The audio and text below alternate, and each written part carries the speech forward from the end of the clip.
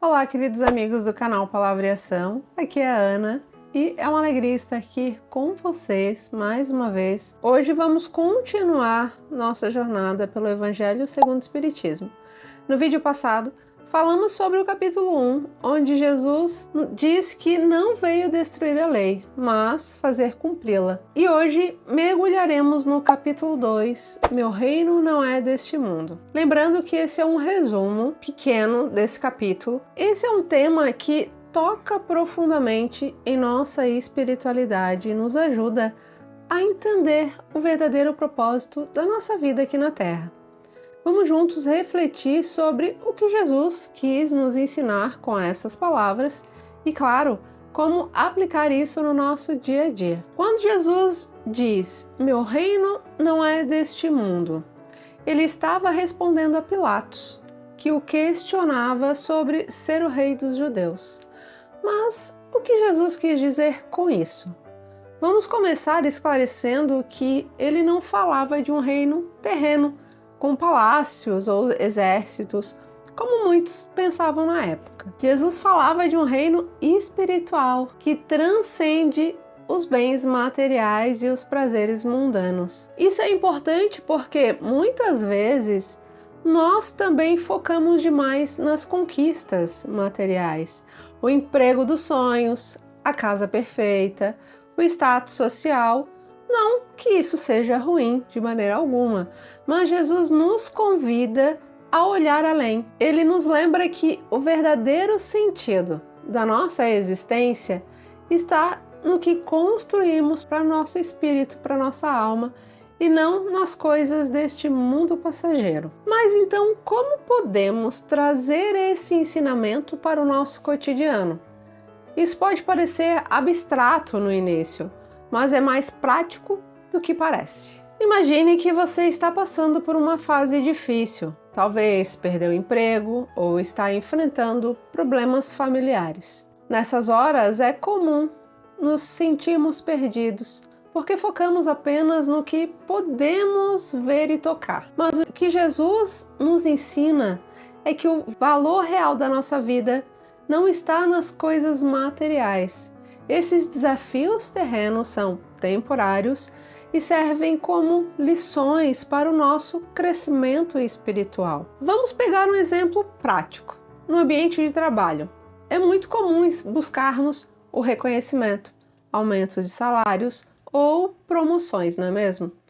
E claro, isso é parte da nossa vida material. Mas e quando não conseguimos? Quando, por mais que nos esforcemos, parece que não somos vistos ou valorizados. Nesses momentos, a mensagem de Jesus nos lembra que, mesmo que o reconhecimento terreno não venha, o que estamos construindo para o nosso espírito é muito mais importante. A paciência, a humildade, a capacidade de continuar fazendo o bem, mesmo sem a recompensa imediata, são as verdadeiras conquistas. Quando mudamos o foco para o espiritual, passamos a entender que nosso esforço nunca é em vão. Estamos sempre evoluindo, mesmo que não vejamos os resultados imediatos, pois o tempo de Deus não é nosso tempo. No Evangelho segundo o Espiritismo, Kardec nos mostra que essa visão espiritual da vida nos ajuda a encarar as dificuldades com muito mais leveza, quando entendemos que o reino ao qual pertencemos é o espiritual. A maneira como encaramos os problemas terrenos muda completamente. Em vez de ficarmos presos às frustrações do dia a dia, conseguimos perceber que cada dificuldade tem um propósito. E o propósito, meus amigos, é a nossa evolução. É como diz no Livro dos Espíritos, os bens materiais são temporários, mas as virtudes que cultivamos, elas são eternas. Isso nos dá uma perspectiva muito mais ampla sobre a vida, quando nos desapegamos da ideia de que as conquistas materiais são o mais importante. Ficamos mais leves, menos ansiosos e em paz. Um exemplo que muitos de nós podemos viver são os conflitos familiares. Às vezes, brigamos por heranças, disputamos por bens materiais ou temos discussões sobre a forma de conduzir a vida. Mas será que esses conflitos realmente valem a pena? Se pararmos para pensar, as coisas materiais passam. O que realmente fica são os laços espirituais que construímos com os nossos familiares.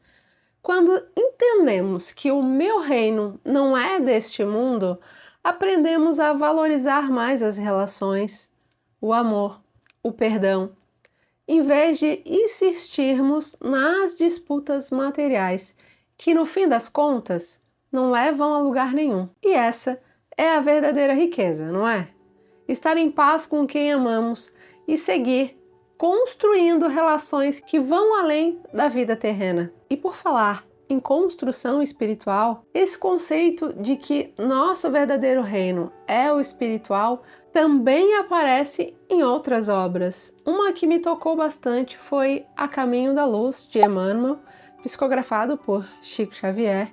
Nesse livro, Emmanuel nos mostra que toda a humanidade está num processo constante de evolução e que as dificuldades que enfrentamos fazem parte desse processo. Emmanuel nos lembra que tudo o que passamos aqui na Terra é temporário, mas que nossas ações e escolhas têm um impacto profundo no nosso futuro espiritual. Isso nos ajuda a entender que, por mais que as situações sejam difíceis, elas não são permanentes. O importante é como lidamos com elas, com resignação, coragem e fé. Quando falamos do reino que não é deste mundo, não podemos deixar de mencionar a importância da reforma íntima.